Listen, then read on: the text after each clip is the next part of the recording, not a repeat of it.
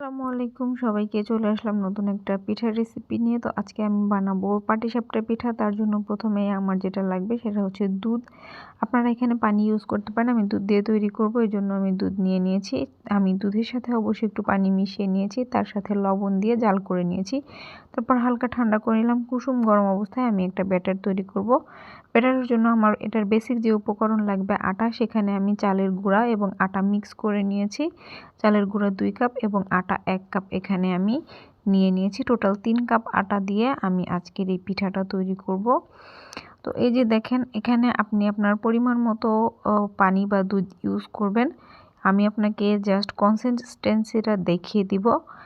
তো এই অবস্থায় আমি প্রথমে ঘন করে গুলিয়ে নিয়েছিলাম, তার মধ্যে চিনি ইউজ করব। আপনারাও চেষ্টা করবেন যে যদি চিনি দিয়ে দুধটা জাল না করেন তাহলে চিনি পরে মিশালে ব্যাটারটা ঘন করে তৈরি করে তারপরে চিনি দেওয়ার জন্য। তো এই যে আমি দেখেন চিনি মিশিয়ে নিয়েছি। আমার চিনির কালারটা ব্রাউন কেন অনেকে হয়তো ভাবছেন, এটা দেশি চিনি, এই জন্য কালারটা একটু ব্রাউন। আমি এই যে গুলিয়ে নিয়েছি চিনির সাথে, তখন আমার মনে হলো যে ব্যাটারটা আর একটু ঘন রয়েছে। তো এই পর্যায়ে আমি আপনারা একটু দুধ বা পানি ইউজ করতে পারেন। আমি একটু এখানে গুড় ইউজ করব, কারণ মিষ্টিটা একটু কম হয়েছে। আর খেজুরের গুড় ইউজ করব। খেজুরের গুড় ফ্লেভার বা কালার দুটাই আমাকে এনে দেবে।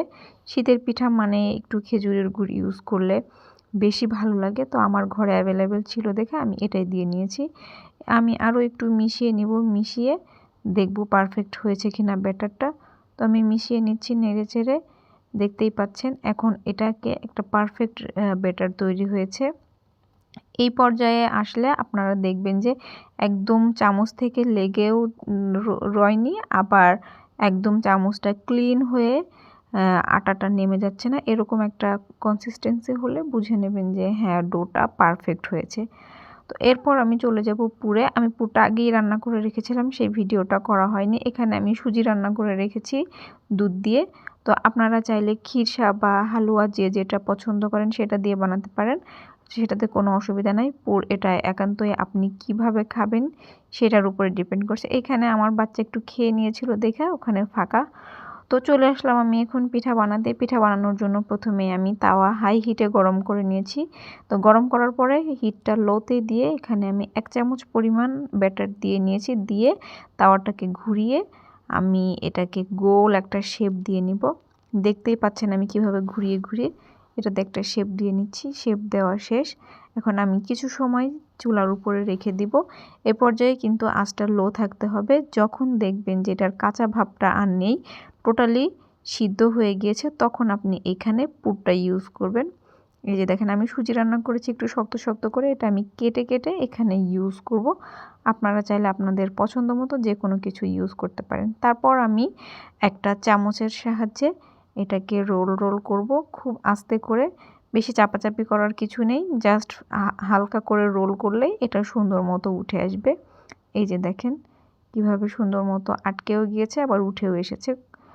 তো এভাবে আমি প্রত্যেকটা পিঠা বানিয়ে নেব। আপনাদের সুবিধাতে আমি আরও একটি দেখিয়ে দিচ্ছি। তো আমি প্রথমেই আটা দিয়ে এটা ঘুরিয়ে রাউন্ড করে রেখেছিলাম, যেটা দেখানোর কোনো কিছু নেই। তারপর এটাতে আমি সুজি দেব। সুজি দিয়ে এটাকে কিভাবে আমি আস্তে আস্তে উল্টাবো সেটাই আসলে আপনাদের দেখার বিষয়। আপনার ব্যাটারটা যদি পারফেক্ট হয় তাহলে তাওয়াতে একটুও লেগে যাবে না।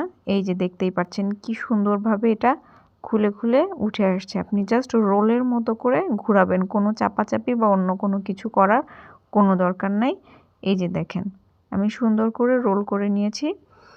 তো এটাও আমি আপনাদেরকে দেখিয়ে দেবো যে কীভাবে সুন্দর মতো আটকে গিয়েছে। এই যে দেখেন, এবং পিঠাটা সফট হয়েছে। উপরের যে কোটটা সেটাও সফট হয়েছে, আর ভেতরেরটা তো মোটামুটি সুজি তো সবাই জানেন যে কত পরিমাণ সফট হয়। এই যে দেখেন আমি পিঠাগুলো সব বানিয়ে নিয়েছি ওভাবে। সব পিঠাগুলো আমার বানানো শেষ। দেখেন প্রত্যেকটা পিঠা খুব সুন্দর নরম হয়েছে, উপরটা এবং ভেতরটা বোথ সাইড নরম হয়েছে। তো এখানে আমার এই যে দেখেন 20 থেকে 25টা মতো পিঠা হয়েছিল।